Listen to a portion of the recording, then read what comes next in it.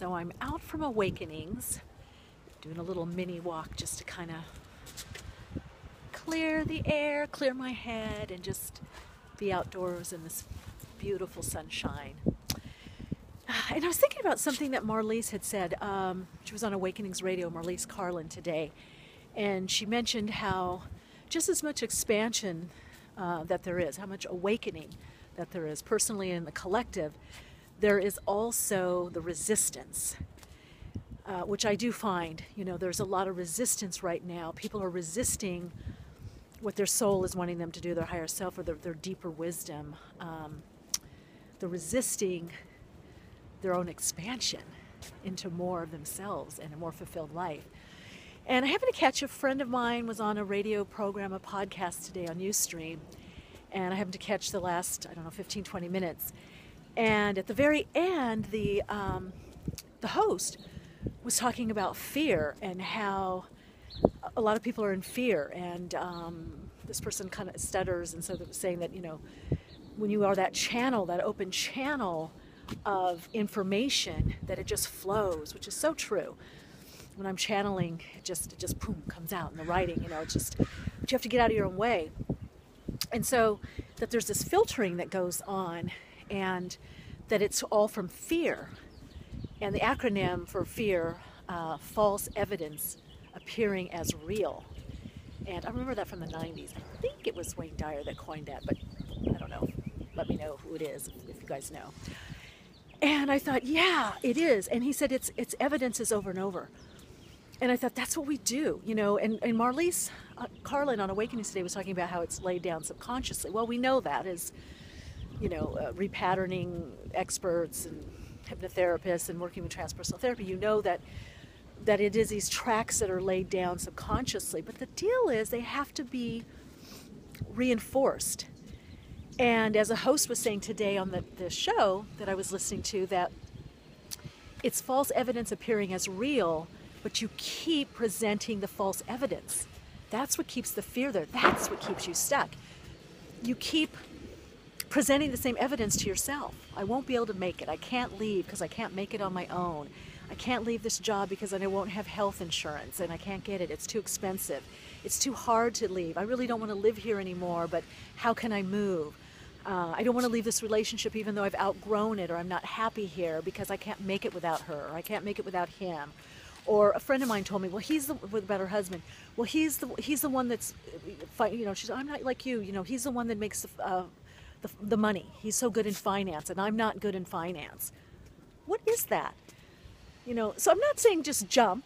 The higher self never has us just jump. I mean, it seems sometimes like we do, but there's always a support. There's always some steps. The higher self will not have you do something that is so detrimental to yourself. But it will have you push past your comfort zone.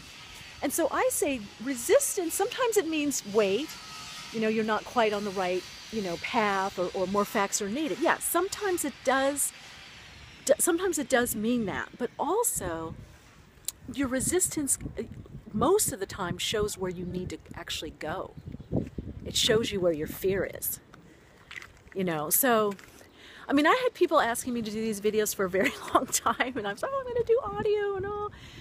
I have to do the lighting, I have to set it up, and look how it just happened. It's just like I'm just walking and talking, or I'm going about my day, my errands, and we're connecting, and some of you are posting your own videos, you're sharing your comments about what you think or feel, or, what you do, to, your own self-help tools and whatever. Hi, David. I'm just walking by. I see a friend of mine, a neighbor. So, it doesn't have to be perfect. I even look at my CDs that I did, and even my first book wasn't perfect. It was a step of unfoldment. It was this creative expression that I love doing, I love sharing, and was very well received. But I did it because of the joy of it, because I liked doing that. I wanted to do that. And so, Yoshi's disappearing now. She's going in the wrong direction. I gotta get her, little stubborn girl. So, I think a lot of you are kind of, maybe I need to be more of a perfectionist, I guess.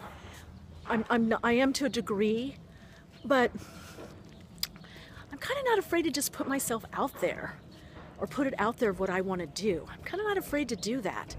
You know, and I'm finding I'm doing it more and more, and that's what soul-led living is about. That's what, you know, being connected to your soul is about.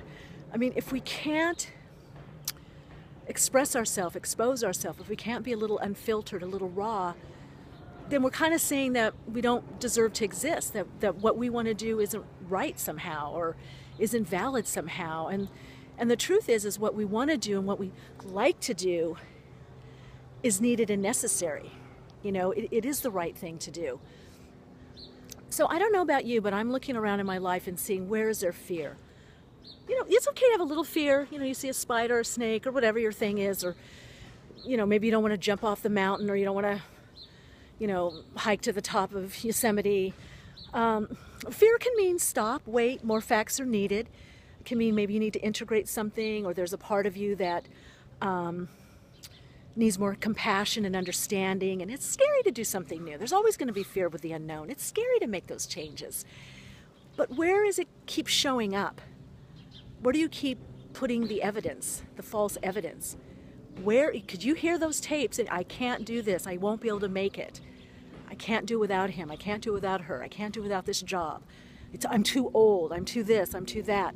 Where you hear that, that's not a wait and see fear. That's not a fear of the unknown. That is false evidence appearing as real, you know, otherwise known as fear.